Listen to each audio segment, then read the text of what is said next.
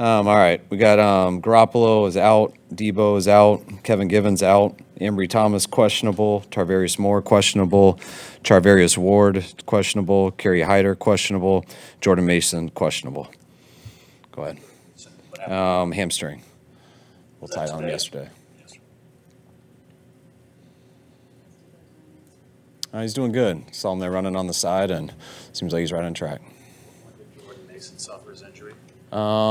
I think yesterday he said it was just feeling too tight, so we took him out of practice, and I think we're smart with him again today. So. How far along is Moody in the concussion protocol? Last steps. So, but we're not sure. We'll have to find out tomorrow. There are a lot of stars on this team, and there doesn't seem to be a lot of ego. Is that something that you talk about, or is it just naturally what's happening with people? I think. People have to have that. If you want to talk about it, I think you can make it stronger and make people believe in it more. But you got to have the right people to actually be that way for it to be real. I think just the way we practice, the way our guys compete all the time. I think the style of we play with helps it, but it starts with the right people. How did Brock make it through the week? Obviously, you didn't mention him, so he's cleared, but how did he look? Good. He was able to do everything. He took it a little easier at the beginning of the week, but still made the throws and stuff and got better each day. And I know he feels better today than he did yesterday, and that should continue up to Sunday or Saturday. How did Kinlaw get through the weekend? Is he potentially coming up this weekend? Yes. Yeah, expect him to be up. He had a real good Thursday practice. That was on a Wednesday. And everything was light today, but he had a good week, no setbacks, and real excited to see him out there.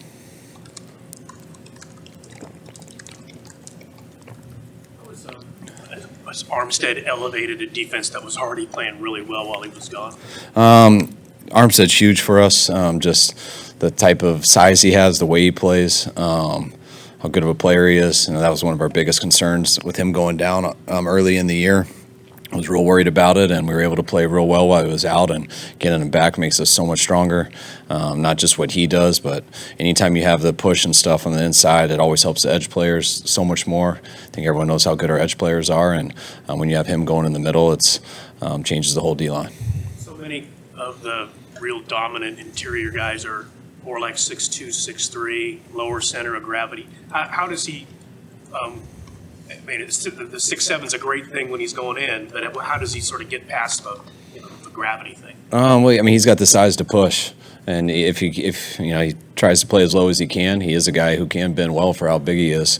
But when you're that big and you have that type of push, you don't always have to get under people. Calais Campbell's similar to me in that way. There's a few guys like that, but I think that's sometimes why maybe he doesn't always flash to everybody, because you're not going to get under guys and make a miss and things like that, but that's why he affects every play. Quarterbacks feel him. His size out there is push in the pocket, and even when he doesn't get on the stat sheet, quarterbacks feel they can't step into a throw. It's a huge difference. Were you able to address a team yesterday about the Pro Bowl results, or was that something for this morning? I didn't. I just always I don't like being the one to address them, because I don't like having to address all the guys that got screwed. So I know how happy some people cheer, and I don't want to look at the other guys who are crushed. So I kind of let them find out naturally. John gets the email or whatever early. He might tell some guys on the side.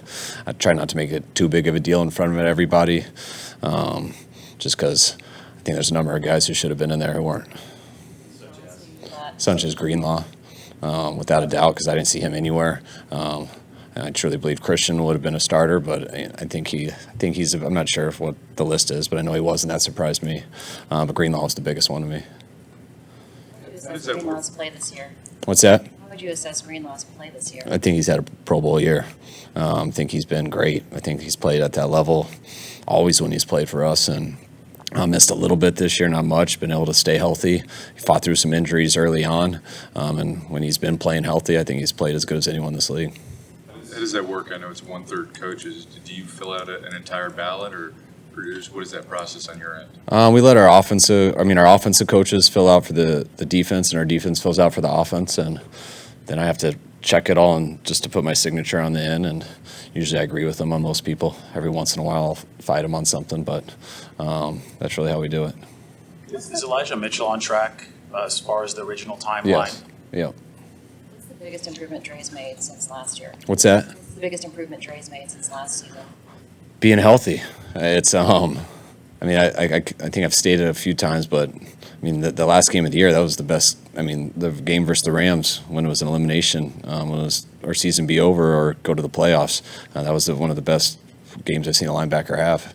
And to play at that level, after not playing throughout the year, continuing in the playoffs, but just to really build his body up the whole right way throughout the offseason, to get it fully healthy, to go through some of the stuff that he had to train the right way, to practice the right way and not lose his aggression, to not change who he is, but figure out how to get his body, be able to handle it, to me is why he's reaping the benefits now.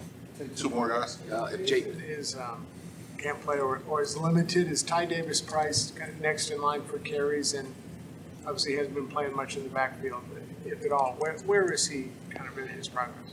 Oh, I mean, Ty just kind of missed his opportunity early on. You know, there was a great chance after week 2 in the Seattle game that he was going to start or at least finish the game with the bulk of the carries versus Denver. And he got a high ankle sprain in week 2 in the second quarter, but finished the game, then was out for a month. And during that month was his opportunity. That's where Jeff really got the bulk of the carries. That's where JP got really good at special teams. When Ty came back is when Elijah was healthy. And he wasn't getting those over Elijah. Then we had Christian and Elijah. JP had already made his role as the third guy on for special teams, and that wasn't going to change. Then when Elijah got hurt, JP got an opportunity to get up, but Ty did, but he was behind JP at that moment. So he missed his opportunity, one because it was injury. But I do feel he's a lot more ready now. He's waiting for that op. If he doesn't go, he should get some more carries this week. I know your job is more obviously looking ahead than looking behind, but the record of teams after they play you is not good at all. And I'm curious whether you think that that's a factor of physicality you play with on both sides. I don't know, but I mean, it is a record we're aware of, and it's one we think is pretty cool. I think they're 0-12. I don't think anyone's won. They had a bye week the week after they played us. Yeah, I'm talking about the next week that no one's won. They won 2 weeks after, but that wasn't the week after.